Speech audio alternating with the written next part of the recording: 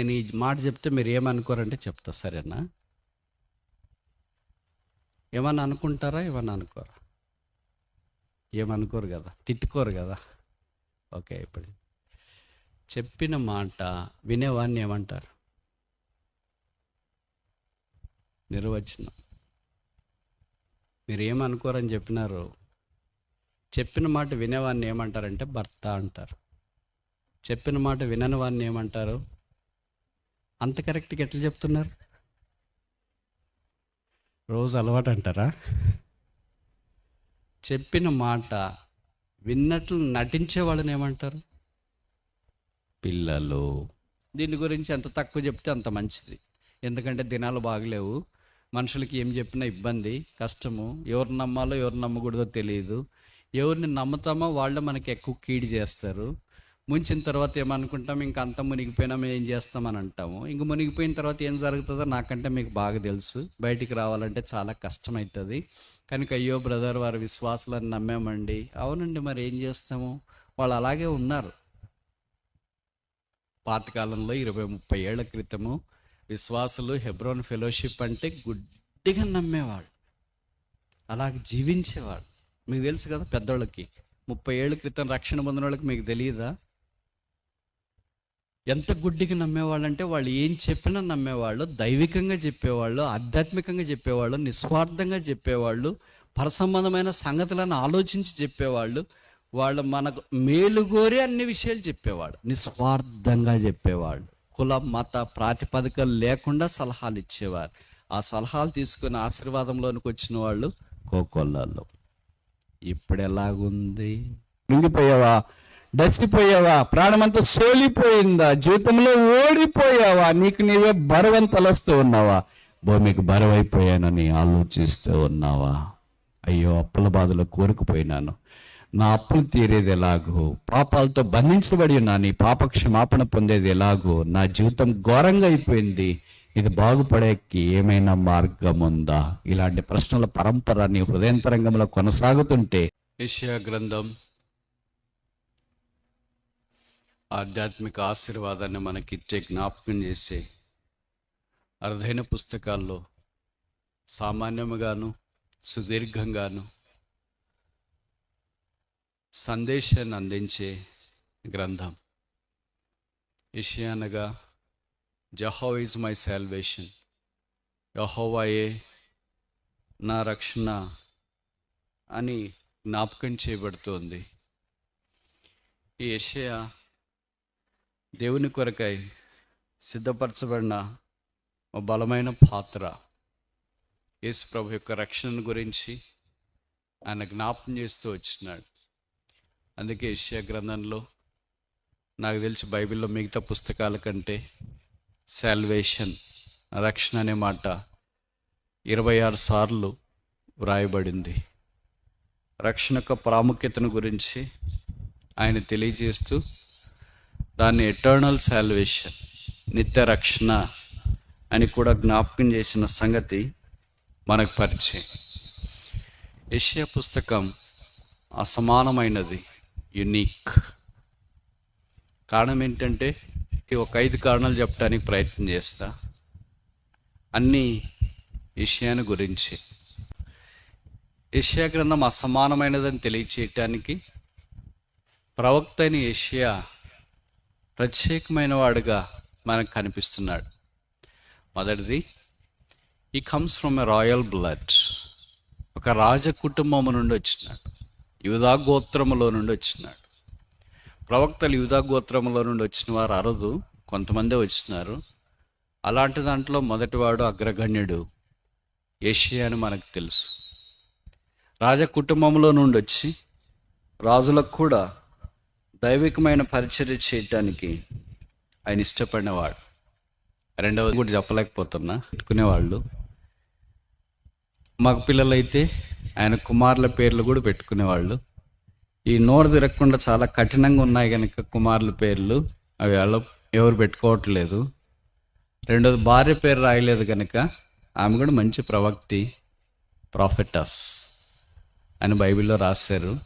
ఇవన్నీ 8వ అధ్యాయంలో ప్రస్తావన చేయబడిన సంగతులు. మూడవది, ఆయన గ్రేటెస్ట్ ప్రాఫెట్, గొప్ప ప్రవక్త. కారణం ఏంటంటే ఆయన పరిచర్య దేవాలయంలో 6వ అధ్యాయంలో ఆరంభించబడుతుంది. దేవుని మందిరానికి క్రమంగా వచ్చేవాడని తెలుసు. బలిపీఠం దగ్గర ఆయన స్థానం అని కూడా మనకు అర్థమవుతుంది. శరాపులు ఆయనకు సన్నిహితంగా పరిచర్య చేయటానికి కారుచున్న నిప్పును తీసుకుని వచ్చి పెదాలకు తగిలించినారు. ఆ తర్వాత ఆయన మీద దేవుని ప్రత్యక్షత, వెలుగు కుమ్మరించబడింది. ఇప్పుడు దాకా 4 కారణాలు మనం చూస్తున్నాం. మొదటిది, ఆయనలో యూదా గోత్రపు రక్తం ఉంది, రాజరక్తం. అలాంటి గోత్రములో నుండి ప్రవక్తగా వచ్చినాడు. రెండవది, ఆయన పెళ్లి అయింది ప్రవక్తని. తర్వాత 2 పిల్లలను కూడా దేవుడు వారికి అనుగ్రహించినాడు కనీసం. మూడవది, ఆయన యొక్క పరిచర్య బలిపీఠము దేవాలయం దగ్గర ఆరంభించబడినట్లు వాక్యంలో మనం చూస్తాం. నాలుగవది, ఆయన దిగంబరిగా చెప్పులు లేకుండా దాదాపు 3 సంవత్సరాలు దేవుని యొక్క పరిచర్య ధర్మాన్ని జరిగించినట్లు బైబిల్లో రాయబడుతూ వచ్చింది. ఐదవది, ఆఖరిది, నాకు తెలిసి ఆయన ఒకే ప్రవక్త అనుకుంటా 50 సంవత్సరాలు ప్రవచించినాడు. 50 years. 4 రాజుల కాలంలో ప్రవచించిన. సాధారణంగా 4 రాజులు కాలంలో ప్రవచించడం అరుదుగా జరుగుతుంది. ఈరోజు దానియేలు లాంటి వాళ్ళకి జరుగుతుంది. కానీ దానియేలు పూర్తి ప్రవక్త కాదు, ఆయన ప్రధానమంత్రి. అదే సమయంలో ప్రవక్త కూడా. దేవుడు ఆయన కరుణించి పరిచర్య కొరకు వాడుకుంటూ వచ్చినాడు. అయితే ఇక్కడ విచిత్రం ఏంటంటే 50 సంవత్సరాలు ఉద్యోగంలో కూడా ఉండనీరు. 30 ఏళ్ళు కానీ 62 ఏళ్ళు కానీ ఏది తొందరగా అయితే దాన్ని బట్టి రిటైర్ కావాలని అంటాం. కానీ 50 సంవత్సరాలు దేవుని యొక్క వాక్యాన్ని ప్రచురించడానికి 4 రాజుల కాలంలో దేవుడు ఆయన వాడుకుంటూ వచ్చింది. ఆ రాజులందరికీ ప్రవచించాలంటే అంత అనుకూలమైన వచనమే యెషయా నోట్లో ప్రభు పెట్టలేదు. కొన్నిసార్లు తీర్పును గురించి కూడా ప్రకటించాలా, అది కష్టం. ఇతరులకు తీర్పు అంటే ఇష్టం ఉండదు కదా, కష్టం అంటే ఇష్టం ఉండదు కదా. అన్నీ సులభంగా సామాన్యంగా చెప్తే చాలామందికి ఇష్టం ఉంటుంది. తీర్పును గురించి చెప్తే బహుశా కష్టపడతారు. బహుశా 5 కారణాలను బట్టి యెషయా ప్రవక్త ద్వారా పరిశుద్ధాత్మ దేవుడు తీసుకుని వచ్చిన ఈ సందేశనాత్మకమైన పుస్తకం ఆధ్యాత్మిక ఆశీర్వాదానికి అపరూప కళాఖండం. దీంట్లో 2వ అధ్యాయము 3వ వచనములో దేవుని మందిరానికి వెళ్ళాలి అనే పిలుపు మనం చూస్తాం. యెషయా గ్రంథంలో కనీసం 5 రకాలైన సార్వత్రిక పిలుపులు గ్రంథస్థం చేయబడ్డాయి. 5 యూనివర్సల్ కాల్స్, ఇన్విటేషన్స్, ఆహ్వానాలు ఉన్నాయి. ఇవన్నిటిని కలిసి కొత్త నిబంధనలో యేసు ప్రభు వారు ఒకే మాటలో చెప్పేశాడు.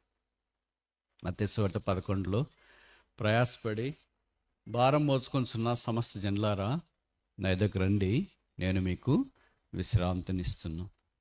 కనుక అది కూడా యూనివర్సల్ ఇన్విటేషన్, సార్వత్రిక ఆహ్వానం. ప్రభు మానవ కోటికి ఆహ్వానం ఏకరీతిగా, ఏకధాటిగా, ఏకాత్మతో, ఏక మనస్సుతో, ఏక దృష్టితో అనుగ్రహిస్తున్నాడని వాక్యం మనకు జ్ఞాపకం చేస్తుంది. ఆయన ఆహ్వానాలన్నీ సార్వత్రికమైనవే, నిర్దిష్టమైనవి, చాలా అరుదుగా కనిపిస్తుంటాయి. ఈ 5 ఆహ్వానాలు యెషయా గ్రంథంలో గ్రంథస్థం చేయబడ్డాయి. వాటిని మనం చూడడానికి ప్రయత్నం చేస్తాం. మొదటిది యెషయా గ్రంథం 1వ అధ్యాయము 18వ వచనం. Book of Isaiah chapter 1 verse 18. యెషయా గ్రంథము 1వ అధ్యాయము 18వ వచనం. యెహోవా ఈ మాట సెలవిస్తున్నాడు, రండి మన వివాదము తీర్చుకుందాం. ఇక్కడ salad come let's reason together. Come come come అనే ఆహ్వానాలు 5 ఉన్నాయి యెషయా గ్రంథంలో. తెలుగులో అంత స్పష్టంగా లేకపోయినా ఇంగ్లీష్లో రండి రండి రండి అనే మాటలు మనకు కనిపిస్తున్నాయి.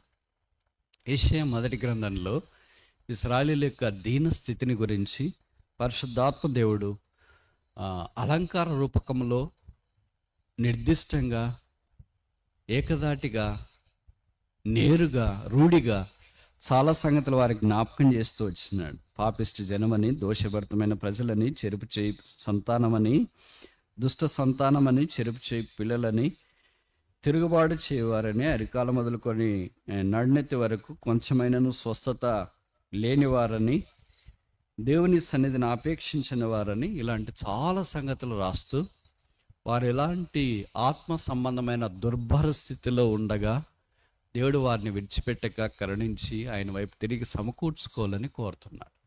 ఇది మన యొక్క స్థితి కూడా అదే, పెద్ద తేడా ఏం లేదు.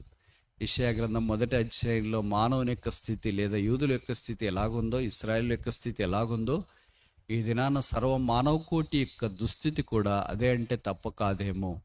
అందుకే ఇక్కడ రాస్తూ వచ్చినారు, వారందరూ ఎలాంటి వారైనా సరే, అంటే చెరుపు చేయి పిల్లలైనా, దుష్ట సంతానమైనా, దోషభరితమైన ప్రజలైనా, అరికాల మొదలుకొని నన్నెత్తదాకా స్వస్థత కొంచెమైనా లేనివారైనా, గానుగ చాటు లేదా దొడ్డిలోనికి రాని పశువుల్లాగా జీవితాన్ని కొనసాగిస్తున్నా, యజమానుని యొక్క మాటకు స్పందించిన ఎద్దుల్లాగా వారు జీవిండి మన వివాదం తీర్చుకుందాం.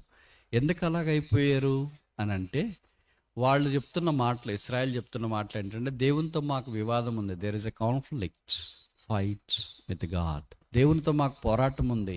ఏం పోరాటము అంటే, దేవునితో ప్రతి ఒక్కరికి పోరాటం ఉంటుంది. మనం అనుకునేది దేవుడు చేయాలనుకుంటాడు, దేవుడు ఏమనుకుంటాడంటే నేను అనుకునేది మీరు చేయాలని అనుకుంటాడు. అందుకని ఇద్దరికి ఇదే పోరాటమే జరుగుతుంది. ఈ పోరాటం సాధారణంగా చాలా మందిలో ఉంటుంది, భార్య భర్తలైన వాళ్ళు మరీ ఎక్కువగా ఉంటుంది. అదే కొద్దిగా ఎక్స్పాండ్ అయిన తర్వాత దేవుని దగ్గరికి వచ్చేటప్పటికి పరిశుద్ధతకు అపరిశుద్ధతకు పోటీ, నీతికి దుర్నీతికి పోటీ, భూమికి ఆకాశానికి పోటీ, ఆత్మీయతకు శరీరానికి పోటీ, ఇవన్నీ దైవ కార్యాలకు భక్తికి భక్తిహీనతకు పోటీ, లోకానికి పరలోక రాజ్యానికి పోటీ, పరలోకానికి నరకానికి పోటీ, రక్షణకు రక్షణ లేకుండా జీవించే జీవితానికి పోటీ. ఇవన్నిటి మధ్యలో మనుషుడు ఆలోచించేవాడు కొట్టిమిట్టాడుతున్నాడు. అయితే ప్రభుకు స్తోత్రాలు, వాటన్నిటిలో నుండి బయటికి మానవుని తీసుకుని వచ్చి ఆధ్యాత్మిక ఆశీర్వాదపు అంచుల్లోనికి ప్రవేశింపచేసి దైవికమైన ఉన్నత శిఖరాల్లో మానవుణ్ణి నిలువబెట్టాలని దేవుని యొక్క ప్రగాఢ వాంఛ. అందుకొరకే ఇస్తున్న ఆహ్వానం ఏంటంటే, కమ్ లెట్స్ రీజన్ టుగెదర్, రండి మన వివాదము తీర్చుకుందాం, రండి, పోరాటం వద్దు, వివాదం వద్దు, కొట్లాటొద్దు, మనం కలిసి మాట్లాడుకుందాం. రీజన్ టుగెదర్ అంటే ఇద్దరం కలిసి ఒక డిబేట్ మాదిరి, డైలాగ్ మాదిరి మాట్లాడుకుందాం. ఎందుకు మీరు దుష్టభరితమైన జనమయ్యారు, ఎందుకు మీరు చెరుపు చేయి పిల్లలయ్యారు, ఎందుకు మీరు పాపంలోనే జీవిస్తున్నారు, ఎందుకు పాపం నుండి పరిశుద్ధత వైపు రావట్లేదు అనే ప్రశ్నలో దేవుడు అడుగుతూ ఉంటే, మానవుని ఇద్దరు ఒక టేబుల్ దగ్గర కూర్చొని మాట్లాడుతున్నప్పుడు మనుషుడు చెప్పే జవాబులు ఏంటి, వీరిద్దరి మధ్యలో జరుగుతున్న సంభాషణకు పరాకాష్ఠ ఏమైనా ఉందా, సంభాషణకు ముగింపు ఉందా? అది పాత నిబంధనలో మనకు అంత కనబడకపోయినా కొత్త నిబంధనలో మనకు చాలా విషదంగా కనిపిస్తుంది. ఆ సంభాషణ యొక్క పరాకాష్ఠే దేవుని ప్రేమ. అందుకే రోమపత్రిక 5వ అధ్యాయంలో రాయబడింది, దేవుడు మన తన ప్రేమను వెల్లడిపరుచున్నాడు ఎట్లనగా, మనం ఇంకా పాపులమై ఉండగా, భక్తిహీనమై ఉండగా, బలహీనమై ఉండగా, దేవునికి శత్రులమై ఉండగా, యుక్త కాలమున క్రీస్తు యేసు మన కొరకై చనిపోయెను. యెరూషలేము కల్లంత దూరాన కలవరి కొండ మీద లోకనాథుడైన యేసుప్రభు వారు మన పాపాలు మోసుకోవటానికి మనఃపూర్వకంగా ఇష్టపడి అసలు మీదకి వెళ్ళాడు. మనుషుడు దేవుని కలుసుకునే స్థలం అది. మనుషుని యొక్క దుష్టత్వం ప్రవేశించి అంగీకరించకుండా ఉంటే, ప్రభు అయిన యేసునందు విశ్వాసం ఉంచుము, అప్పుడు మీరును మీ ఇంటి వారును రక్షణ పొందుతారు. రెండవ ఆహ్వానం మనకి ఇవ్వబడిన థీమ్, 2వ అధ్యాయం యెషయా గ్రంథం 2వ అధ్యాయం 3వ వచనం, book of Isaiah chapter 2 verse 3, యెషయా 2:3. Come let's go to the house of God of Jacob. యెహోవా మందిరం అనగా యాకోబు దేవుని మందిరమునకు వెళ్ళుదము, రండి. రక్షణ పొందిన వెంటనే, when a man is saved, he has to be brought in the sanctuary of God. రక్షణ పొందిన తర్వాత మీకు జ్ఞాపకం చేయబడినట్లు పూటకూళ్ళ వాని ఇంటి దగ్గరికి మనుషుడు తీసుకురాబడాలి. ఆ మనుషుడు రక్షణ పొందిన తర్వాత లోకం యొక్క అరణ్యంలోనే, ఎడారిలోనే, త్రోవ తెలియని స్థలంలోనే ఉంచబడితే శత్రువు దాడి చేసి రక్షణలో నుండి బయటికి తీసుకెళ్ళటానికి కూడా అవకాశం ఉంటుంది. అదే సమయంలో వారు నష్టపోవటానికి కూడా అవకాశం ఉంటుంది. అలాంటి పరిస్థితులన్నింటినీ దేవుడు మానవునికి తప్పించి ఆధ్యాత్మికమైన ఆశీర్వాదంలోనికి తోడుకొని వచ్చి ఆ రక్షణలో ఎదగాలని సంకల్పించినాడు.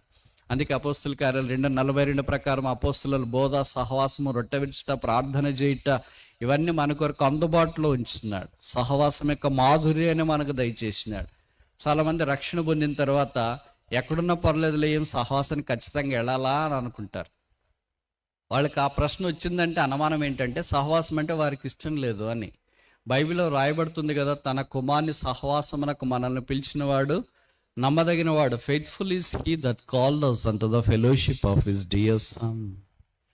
దేవునితో సహవాసం, మనుషులతో కాదు. మనకు మనుషులతో సహవాసం అంటే ఎంత ఇష్టము, ఫ్రెండ్షిప్ అంటే ఎంత ఇష్టము. తల్లిదండ్రుల కంటే ఫ్రెండ్ అంటే చాలా మందికి ఇష్టం, మందిరం కంటే ఫ్రెండ్ అంటే చాలా మందికి ఇష్టం, స్నేహితులు అంటే చాలా మందికి ఇష్టం.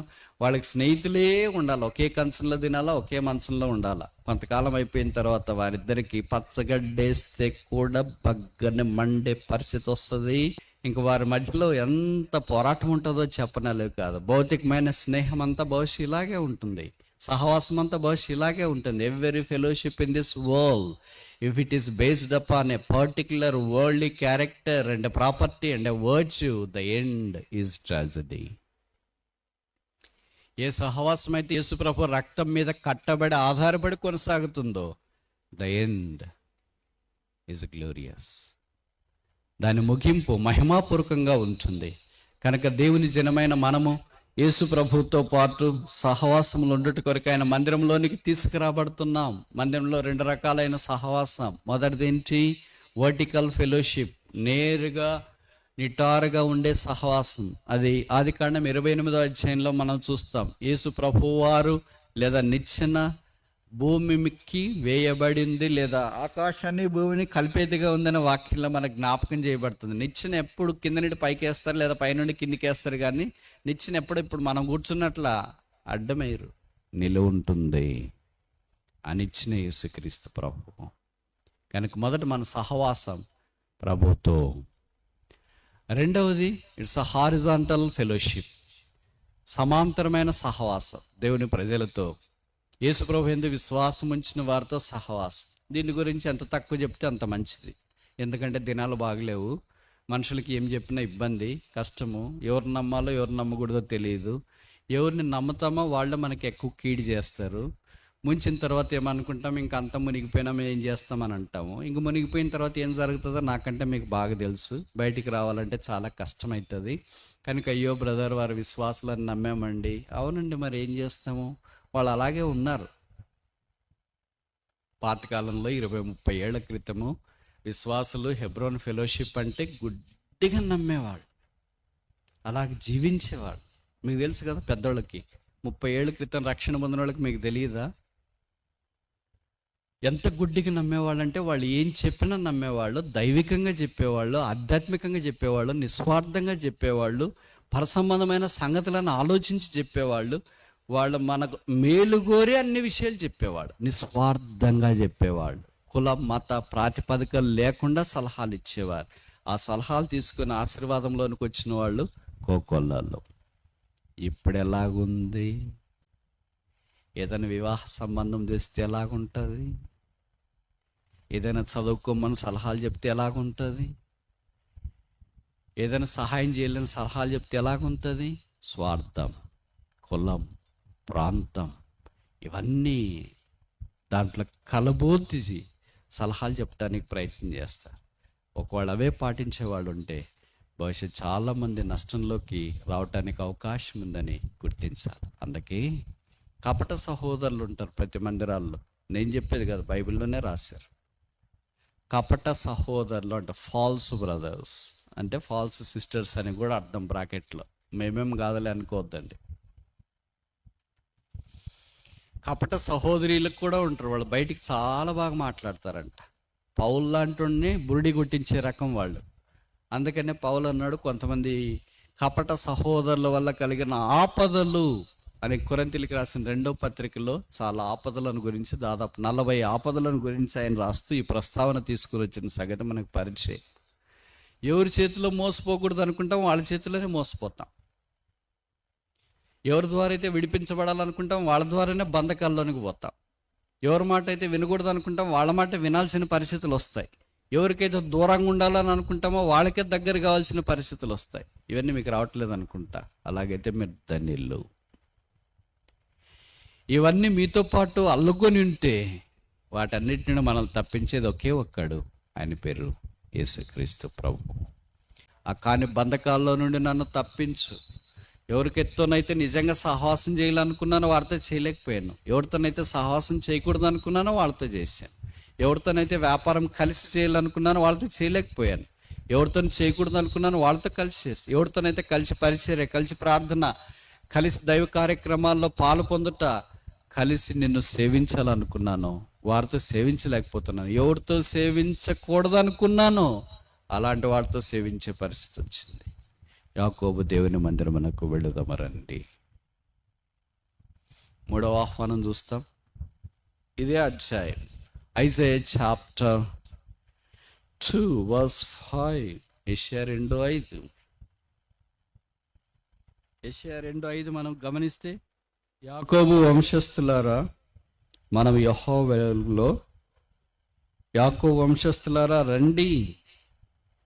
ఓ house of Jacob come, let's walk in the light of God. యెహోవా వెలుగులో నడుతుము రండి. ఆయన వెలుగులో నడుచుట చాలా ప్రాముఖ్యం. అంటే వాళ్ళు ఎక్కడ నడుస్తున్నారని అర్థం.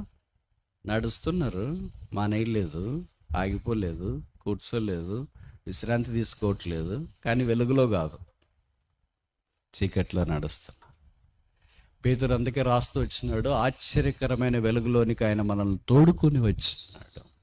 చీకట్లో నుండి, కటిక చీకట్లో నుండి, దుర్భర చీకట్లో నుండి, చీకటి లోకానికి, పాపానికి సాదృశ్యమైన సంగతి నాకంటే మీకు బాగా పరిచయం. దేవుని ప్రజలైన ఇశ్రాయేలీయులు యాకోబు వంశస్థులు. వాళ్ళు యాకోబు వంశస్థులు అంటే అర్థం ఏంటి? House of Jacob. 12 గోత్రాల్లో ఉన్న వాళ్ళు అందరూ అంతే. రూబేను మొదలుకొని చివరి దాకా, బెన్యామిన్ దాకా, మనష్య దాకా, ఎఫ్రాయిం దాకా అందరూ అలాగే నడుస్తున్నారు. అందుకే ప్రవక్త వారికి ఆహ్వానం పలుకుతున్నాడు. ఆయన యూదుడు కదా, యూదులకి చెప్పాలి కదా, జ్యూస్కి చెప్పాలి కదా, యూదా గోత్రానికి చెప్పాలి కదా. యూదా గోత్రమా రండి, ఎవళ్ళు ఎట్లయినా పోయినా పర్లేదు, మనం మాత్రం మన కులం, మన ప్రాంతం, మన వాళ్ళు అనేది కాదు. 12 గోత్రాలు మనవే. చెదిరిన యేసుప్రభు రక్తం ద్వారా కడగబడిన వారంతా మనవారే. మనము అనేది మొట్టమొదట ప్రాముఖ్యమైనదిగా యెషయా భక్తులు ఇక్కడ వాడుతున్నట్లు మనం చూస్తాం. లోకములో లేదా బైబిల్లో 2 రకాలైన స్టేట్మెంట్లు ఉంటాయి. మొదటి రకం ఏంటంటే ఎక్స్క్లూజివ్ స్టేట్మెంట్. అంటే నన్ను చెప్పేవారు వాళ్ళని మినహాయించుకునేది. ఉదాహరణకి అపోస్తలుడైన పౌలు చెప్పినాడు కదా, I am crucified with Christ, at not I but Christ liveth in me. నేను యేసు ప్రభుతో పాటు నేను సిలువ వేయబడి ఉన్నాను, మీరు, మనము కాదు. దాన్ని ఏమంటారంటే ఎక్స్క్లూజివ్ స్టేట్మెంట్. అంటే తనను తాను మాత్రమే చెప్పుకుంటున్నాడు, మిగతా వాళ్ళతో ఆయనకేం సంబంధం లేదన్నట్లు. అలాగే ఇంక్లూజివ్ స్టేట్మెంట్ అంటే యేసు రక్తము ప్రతి పాపము నుండి నన్ను కాదు మనలను, అంటే తన కూడా, ఆ రచయిత కూడా తనను కలుపుకుంటున్నాడు. మనలను, మనము అని. మనము అనేది ఇంక్లూజివ్ స్టేట్మెంట్, వారిని కలుపుకొని చెప్పేది. ఇప్పుడు ఈ మనము అని యెషయా పలుకుతున్నాడంటే అర్థం ఏంటి? ఆయన కూడా కలుపుకుంటున్నాడు. నేనేం గొప్పవాడినేం కాదు, మీరు అలాగేమీ అనుకోవద్దండి. కనుక మనం అందరం కలిసి వెలుగులో నడుస్తాం రండి. ఈ మాటలు అంటుంటే పక్కన వాళ్ళు ఏమని అంటారు, నువ్వు పెద్ద ప్రవక్త కదా, మా ఊరుడే కదా, మా గోత్రమే కదా, మా ప్రాంతమే కదా, నువ్వు కూడా నడవాలా? నేను కూడా నడవాలా? There is a long way to go in the light. వెలుగులో నడాల్సిన దూరం చాలా ఉంది. ఎప్పటిదాకా నడవాలా? 2 గురి. ఒకటి ఏంటంటే యేసుప్రభు వచ్చేదాకా. ఈరోజే వచ్చినాడు అనుకోండి, కథ సమాప్తం. రావాలని కోరుకుంటున్నా, మీరు కాదులే, మీలో చాలామంది. ఎందుకంటే మీకు చాలా పనులు ఉంటాయి కదా, మీరు ఆలోచిస్తే అప్పులన్నీ చేసినాం ఎట్లా? ఇంకా అప్పులు ఇచ్చిన వాళ్ళు, నేను అప్పులు ఇచ్చినాను వడ్డీ వ్యాపారాల కొరకు, అవన్నీ రావాలి కదా ఎట్లా? ఇట్లా రకరకాలుగా ఆలోచించే వాళ్ళకి యేసుప్రభువా ఇప్పుడే రావద్దు, బ్రదర్ ఏం చెప్తున్నాడు రమ్మని వద్దులే, మేము చెప్పినప్పుడు వస్తామని అనుకుంటా. అయితే ప్రభు తన సొంత సమయంలో రాబోతున్నాడు. అదే ఈరోజు వస్తే అందరికీ మించిన ఆశీర్వాదం యేసునందు విశ్వాసం ఉంచిన వారికి. ఒకవేళ యేసుప్రభు రాకడ ఆలస్యమైతే మన చివరి ఊపిరి దాకా ఆ వెలుగులో నడుచుకోవాలని మనం కోరబడుతున్నాం. ఆయనే వెలుగు. మరి వాట్ ఈస్ లైట్? వెలుగంటే ఏంటి? అది ఇక్కడ మొదటి అధ్యాయం 4వ వచనంలో చెప్పినారు, లెట్ దెర్ బి లైట్, వెలుగు కలుగును గాక. మరి ఏంటా వెలుగు? యోహాను రాసిన మొదటి పత్రిక మొదటి అధ్యాయం 5వ వచనం, గాడ్ ఈజ్ లైట్, దేవుడు వెలుగై ఉన్నాడు. దేవా నువ్వే కదా వెలుగు, మేమేం కాదులే అని అనుకుంటే అట్ట కాదు మీరు కూడా అని మత్తయి సువార్త కొండ మీద ప్రసంగంలో చెప్పాడు. Ye are the light of the world, మీరు లోకమునకు వెలుగై ఉన్నారు. మనం వెలుగు, దేవుడు వెలుగా. మనమేం వెలుగులు? స్వయం ప్రకాశం లేని వెలుగులు. అంటే మనము దేవుని యొక్క వెలుగు పొందిన వారమై ఆ వెలుగుని ఇతరులకు తెలియచేయాలని ప్రభువు కోరుతున్నాడు. ఉదాహరణకు సూర్యుడు, ఆయనకు స్వతహాగా వెలుగుంది. చంద్రుడు, ఆయనకు స్వతహాగా వెలుగు లేదు. కనుక సూర్యుని వెలుగు ఆయన తీసుకున్న తర్వాత ఆ వెలుగును మనకు ప్రతిబింబింపజేస్తాడు. అందుకే పగలైతే సూర్యుని వెలుగు కనుక చాలా తెల్లగా లేదా ఎండ భరించలేము అనుకుంటాం. రాత్రి అయితే సూర్యుని వెలుగు చంద్రుని మీద పడేది మన మీదకు ప్రతిబింబిస్తుంది కనుక చాలా ఆహ్లాదకరంగా ఉంటుంది. కానీ ఎవరికి కనపడరు. అది వెన్నెల పూసిన రాత్రి, వెన్నెల కురిసిన రాత్రి, కానీ కనబడని రాత్రి, చీకటి రాత్రి, కాళరాత్రి, అందమైన రాత్రి, ఆశీర్వాదకరమైన రాత్రి. బాగుంటుంది, కానీ వేరే మన సొంత పనులు చేసుకోవటానికి కుదరదు. ఇప్పుడు సంఘము యేసుప్రభు యొక్క వెలుగును తీసుకుని ప్రకాశింప చేయాలని దేవుని యొక్క కోరిక. అందుకే పరమగీతంలో చెప్పబడుతుంది, సంధ్యారాగము చూపట్టుచు చంద్రబింబమంత అందమును కళను గలదై ఊహిత సైన్య సమభీకర రూపిడియగు. ఈమె ఎవరు? ఈమె సులమెతి, ఈమె సొలొమోను పల్లకి, ఈమె అనురాగ వల్లకి, ఈమె సంఘము, ఈమె సియోను, ఈమె బేతని, ఈమె బేతేలు, ఈమె యేసునందు విశ్వాసం ఉంచిన సంఘం. కనుక అలాంటి ఆధ్యాత్మికమైన జీవితంలోనికి మనం రావాలని దేవుని యొక్క ఉద్దేశం. ఇప్పుడు దాకా 3 ఆహ్వానాలు చూచాం. There are 3 universal invitations. Number 1, come let's reason together, రండి మన వివాదము తీర్చుకుందాము. ఇన్విటేషన్ ఫర్ సాల్వేషన్, రక్షణ కొరకైన ఆహ్వానం. రెండవది, come let's go to the house of God, దేవుని మందిరమునకు వెళుదాము రండి. ఇన్విటేషన్ ఫర్ శాంక్చురీ, పరిశుద్ధ స్థలం, మందిరం కొరకైన ఆహ్వానం. మూడవది, come let's walk in the light of God, దేవుని వెలుగులో నడతము రండి. ఇన్విటేషన్ ఫర్ సాంక్టిఫికేషన్, పరిశుద్ధమైన జీవితం కొరకు. వెలుగు ఏం చేస్తుందంటే మన పొరపాట్లన్నీ మనకు చూపిస్తుంది, పతనాలనే మనకు చూపిస్తుంది. అద్దం దగ్గరికి మనం వెళ్ళిన వెంటనే మనం ఎట్లున్నామో అట్లే మనకు చూపిస్తుంది. నేను ఎట్లున్నా పర్వాలేదు, నన్ను దావీదు వలె చూపించు, మోషే వలె చూపించు, అందంగా చూపించు, శారా వలె చూపించు, హాగర్ వలె చూపించవద్దు అని అంటే అటు చూపించదు. అట్లయితే వేరే అద్దం కొనుక్కోండి అక్క మీ ఊర్లో సంతలో. అలాగుండదు అద్దం. మనం ఎలాగున్నామో అలాగే చూపిస్తుంది. మన వెంట్రుకలు సరిగా లేకుండా ఉంటే అదే చూపిస్తుంది. మన వెంట్రుకలు నల్లగున్నా కూడా తెల్లగా చూపించమంటే చూపించదు, తెల్లగుంటే నల్లగా చూపించమంటే చూపించదు. అలాగే దేవుని వాక్యము అనే వెలుగు దగ్గరికి మనం వచ్చినప్పుడు, యేసుప్రభు అనే వెలుగు దగ్గరికి మనం వచ్చినప్పుడు మన జీవితాలు మనకు తేటగా కనిపిస్తాయి. విచిత్రం ఏంటంటే మన జీవితం మనకు తేటగా కనిపించినప్పుడు మనం మార్చుకోవటానికి ఇష్టపడం. మనం మార్చుకునే అవకాశం ఉంటుంది, మార్చుకో. అద్దం దగ్గరికి వెళ్ళిన తర్వాత మీ వెంట్రుకలన్నీ చెదిరిపోయినాయి, మీకు మార్చుకునే అవకాశం ఉంది, కానీ మార్చుకోనంటే మీ ఇష్టం. ముఖమంతా చెమటలు ఎక్కువ పడినాయి, ముఖం కడుక్కోవటానికి అవకాశం ఉంది, కడుక్కోనంటే మీ ఇష్టం. ఏదైనా మన యొక్క జీవితం అంతా మన స్ట్రక్చర్, మనం ఎలాగున్నామో అది అద్దం మనకు చూపిస్తుంది. చూపించిన తర్వాత మనం మార్చుకోవాలా. మార్చుకొని నేను ఇలాగే ఉంటానంటే ఉండు, అద్దమేమి వచ్చి నేను మారుతావా లేదా, లేకపోతే ఇంకోసారి నా దగ్గరికి రావద్దని చెప్పదు.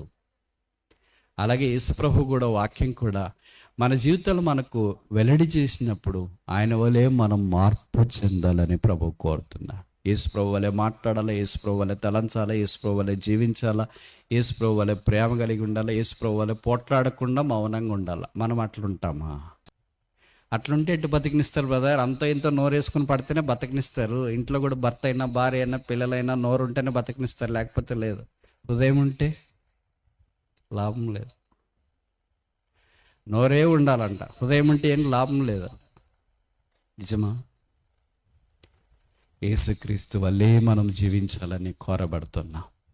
అలాగ మనం పరిశుద్ధతలోనికి ప్రవేశించడానికి అవకాశం ఉంది. 4వ చూస్తామా? యెషయా గ్రంథం 48.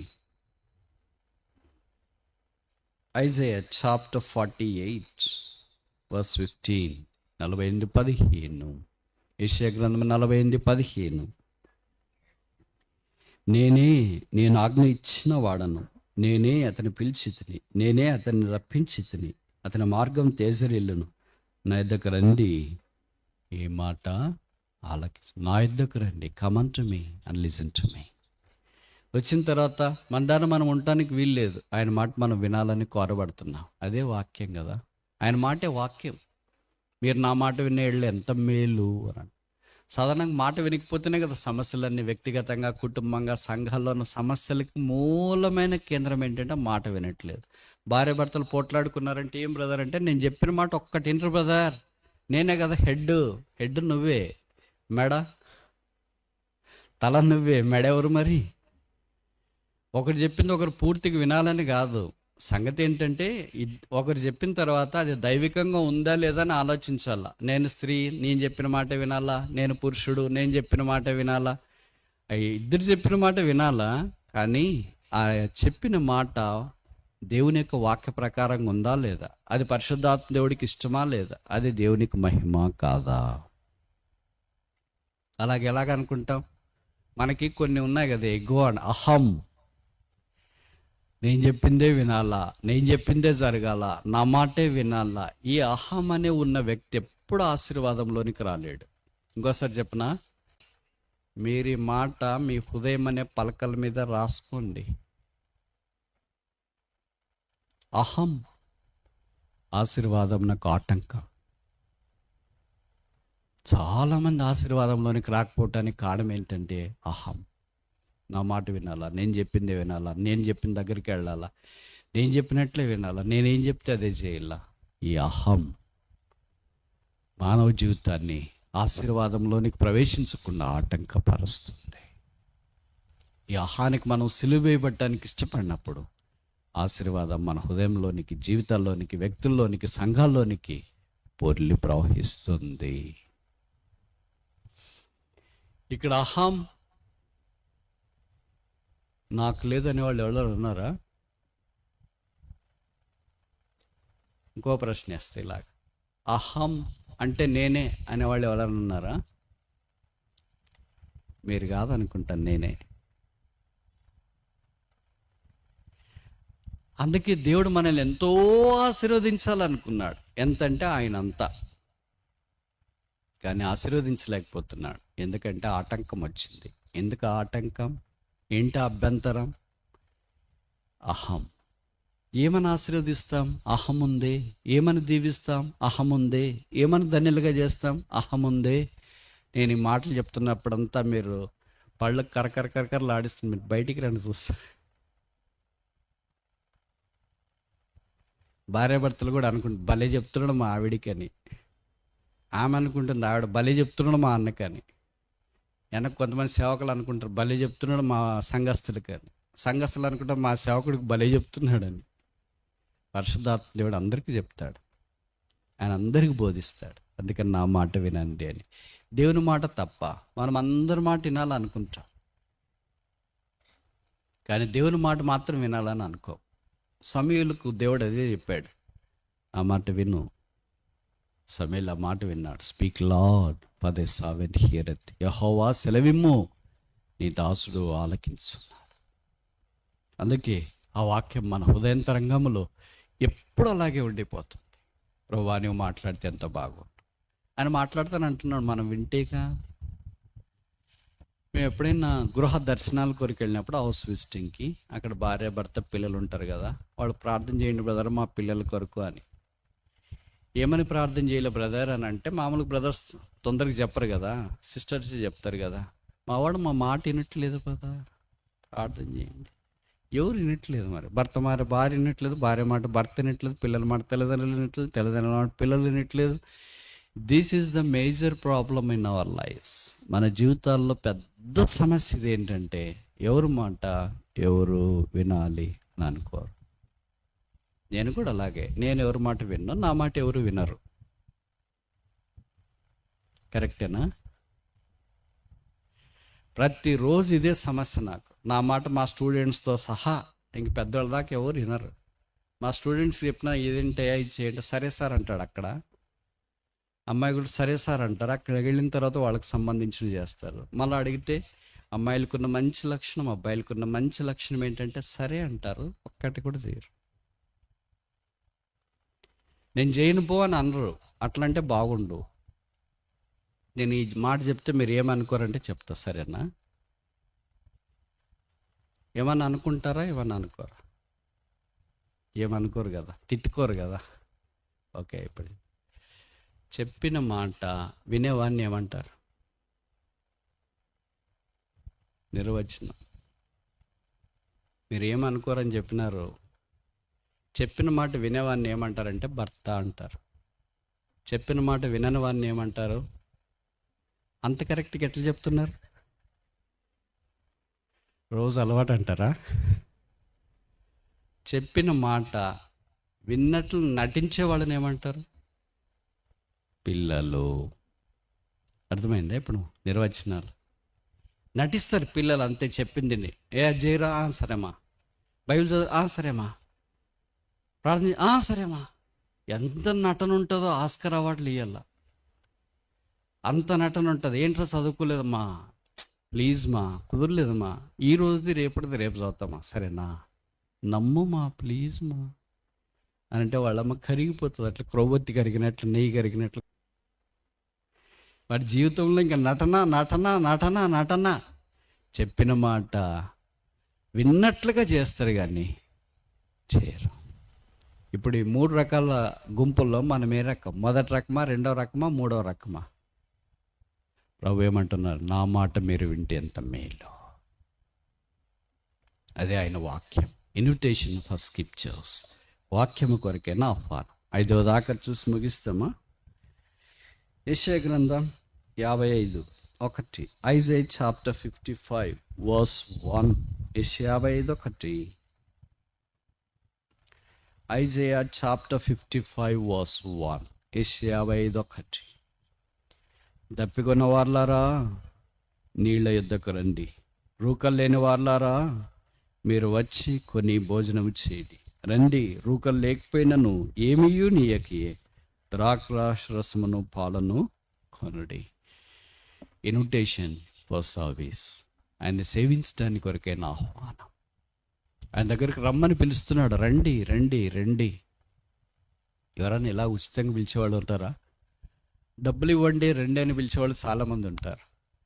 కానీ ఆయన ఏమంటాడు? మీరేం డబ్బులు ఇవ్వాల్సిన పని లేదు, రూకలు ఇవ్వాల్సిన అవసరం లేదు, అన్నీ ఉచితం ఉచితం ఉచితం. దీని పాట కూడా ఉందనుకుంటా, దాహము గలవార్లారా నీళ్ళ యుద్ధకు రారండి. అది ఎప్పుడు ఏమని చెప్తావు? ఒకసారి కూడా నాకు తెలిసి పాటల ప్రతుల్లో. ప్రభు మన దాహము తీర్చేవాడు. సమరయిస్తే యోహాను సువార్త 4వ అధ్యాయంలో ఆమె దాహం తీర్చడానికి వచ్చినాడు. ఆయన అన్నాడు, నేను ఇచ్చి నీళ్లు త్రాగువాడు మరెన్నడూ దప్పికొన్నాడు. ఆ నీళ్ళే జీవజల ఊట.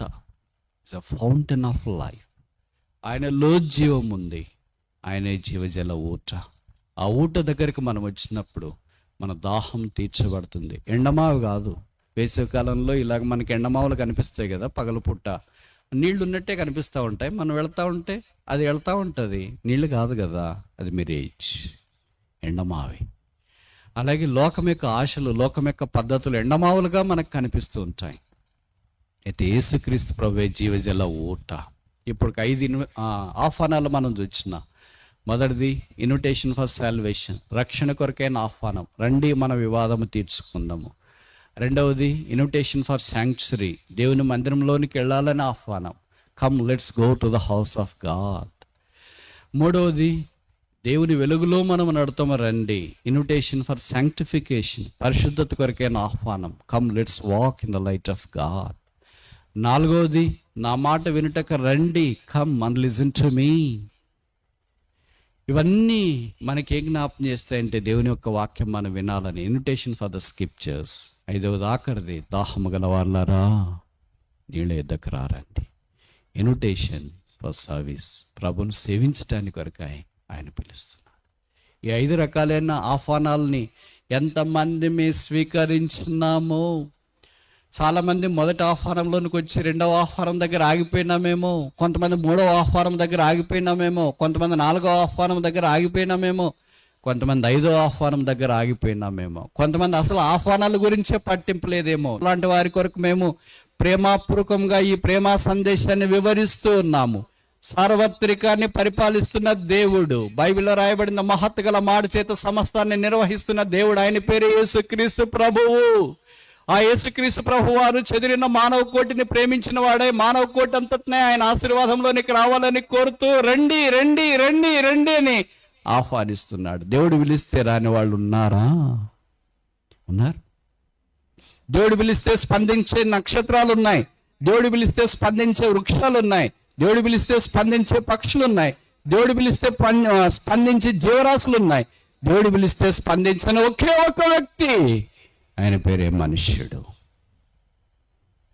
అందుకొరకే దేవుడు స్పందించని తిరుగుబాటు చేసే దుష్ట జనాన్ని, పాపిష్టి జనాన్ని, దోషభరితమైన ప్రజలను ప్రేమించిన వాడై, మందలోనికి వెళ్ళని గొర్రెను ప్రేమించిన వాడై, సాలలోకి రాని ఎద్దును ప్రేమించిన వాడై, పరలోకంలో నుండి భూమి మీదకి మానవాకారాన్ని దిగి వచ్చినాడు. ఆయనలో పాపం లేదు, ఆయన దైవనరుడు. అపోస్తలుడైన పౌలు తిమోతికి రాస్తున్నాడు, దేవుడు ఒక్కడే, దేవునికి నరులకు మధ్యవర్తి ఒక్కడే, ఆయనే క్రీస్తు యేసును నరుడు. నరుని కొరకు నరుడే పాపక్షమాపణ కొరకైన బలి సిద్ధం చేయాల. ఆ నరుని యొక్క రక్తం పరిశుద్ధమైనది, నిష్కళంకమైనది, నిర్దోషమైనది, నిందారహితమైనదై ఉండాలి. అలాంటి నరుడు ఎవరున్నారు? అందుకే బైబిల్లో రాయబడుతూ వచ్చింది, పాప సహితునిలో నుండి పాప రహితుడు రాగలిగిన ఎడలు ఎంత బాగుందో అని. 6000 సంవత్సరాల మానవ చరిత్రలో ఒకే ఒక్కడు, ఆయన పేరు యేసు. ఆయన పాపం లేని వాడికి భూమి మీద జన్మించినాడు, పాపం లేని వాడిగా జీవించినాడు, పాపం ఎరగని వాడిగా మనందరినీ ప్రేమించినాడు, పాపాన్ని భరించడానికి శిలువ మీదకి వెళ్ళాడు. ఆయన తల మీద ముళ్ళ కిరీటం, ఆయన చేతుల్లో మేకులు, ఆయన దేహం అంతా కొడ దెబ్బలు, ఆయన ప్రక్కలో బల్లెపోటు, ఆయన ముఖం మీద ఉమ్మి ఆయన నిందిస్తూ దూషిస్తూ, యేసు దిగిరా, నిన్ను రక్షించుకో, మమ్మల్ని రక్షించు అని తులనాడుతూ ఆయన అవమానపరుస్తూ వచ్చినారు. ఆ యేసు మనందరినీ ప్రేమించి మౌనముగా శిలువలో మన శిక్షను భరించినాడు. ఆయనలో దోషము లేదు, ఆయనలో కక్ష లేదు, ఆయనలో క్రోధం లేదు, ఆయనలో మోసం లేదు, ఆయనలో వంచన లేదు. ఆయన పేరే యేసు. ఆ యేసు ఆయన ప్రేమిస్తున్నాడు. జీవితంలో సోలిపోయావా, డస్సిపోయావా, కృంగిపోయావా, అవమానంతో ఉన్నావా, అప్పుల బాధతో ఉన్నావా, జీవితంలో పూర్తిగా సాతానిక బంధకాల్లోనికి వెళ్ళిపోయి నిరీక్షణకు ఆధారం లేకుండా జీవిస్తున్నావా? బైబిల్ సెలవిస్తుంది, Christ is the hope of glory. క్రీస్తే మహిమ నిరీక్షణ. యేసును అంగీకరించాలని కోరుతున్నావా? నీవెవరివైనా ఎక్కడున్నా సరే, ఏసే సమాధానం, ఏసే శాంతి, ఏసే నెమ్మది, ఏసే పాప క్షమాపణ, ఏసే ఆనందం, ఏసే మహిమ నిరీక్షణ అయ్యున్నాడు. యేసుక్రీస్తు ప్రభు ద్వారానే పరలోకానికి మార్గమైన బైబిల్ సెలవిస్తుంది. నేనే మార్గం, నేనే సత్యం, నేనే జీవం అని బైబిల్లో రాయబడుతూ వచ్చింది. కృంగిపోయావా, డసిపోయావా, ప్రాణమంతా సోలిపోయిందా, జీవితంలో ఓడిపోయావా, నీకు నీవే బరువని తలస్తూ ఉన్నావా, భూమికి బరువైపోయానని ఆలోచిస్తూ ఉన్నావా? అయ్యో, అప్పుల బాధలో కూరుకుపోయినాను, నా అప్పులు తీరేది ఎలాగో, పాపాలతో బంధించబడి ఉన్నాను, ఈ పాప క్షమాపణ పొందేది ఎలాగో, నా జీవితం ఘోరంగా అయిపోయింది, ఇది బాగుపడేకి ఏమైనా మార్గం ఉందా? ఇలాంటి ప్రశ్నల పరంపర నీ హృదయంతరంగంలో కొనసాగుతుంటే యేసు ప్రభు ప్రేమను మీకు పరిచయం చేస్తున్నా. నిస్వార్థమైన యేసు, పాపల రక్షకుడు, పాపలను ప్రేమించేవాడు, పాపల కొరకు భూమి మీదకి వచ్చినవాడు. దేవుడు మానవుడిగా దిగి వచ్చాడు నీ కొరకే, నీ పాపాలు క్షమించి నిన్ను కడిగి పరిశుద్ధపరిచి ఆయన స్వరూపంలోనికి మార్చాలని కోరుతున్నాడు. ఎవరైనా గొప్ప వ్యక్తులు వారి స్వరూపంలోనికి, వారి స్థానంలోనికి రావాలని ఎవరైనా కోరుకుంటారా? వాళ్ళకంటే తక్కువే ఉండాలని కోరుకుంటారా? అయితే ఒకే ఒక్కడు నా రూపంలోనికి రావాలా, నాతో పాటు ఉండాలా, నాతో పాటు కూర్చోవాలా, నేను వేసుకునే డ్రెస్ వేసుకోవాలా, అంటే పరిశుద్ధత, నీతి, ఆనందము, సంతోషం, సమాధానం అని ఇష్టపడేవాడు ఒకే ఒక్కడు. అది కూడా నేనుండు స్థలంలో ఉండాలా, అదే యేసు. అందుకే పరలోకాన్ని విడిచి భూమి మీదకి వచ్చినాడు. భూమి మీద ఉన్న మానవుని పరలోకానికి యేసు ప్రభు తీసుకెళ్లాలని కోరుతున్నాడు. ప్రభు అయిన యేసునందు నీ విశ్వాసం ఉంచుము, అప్పుడు నీవును నీ ఇంటి వారును రక్షణ పొందుదురు.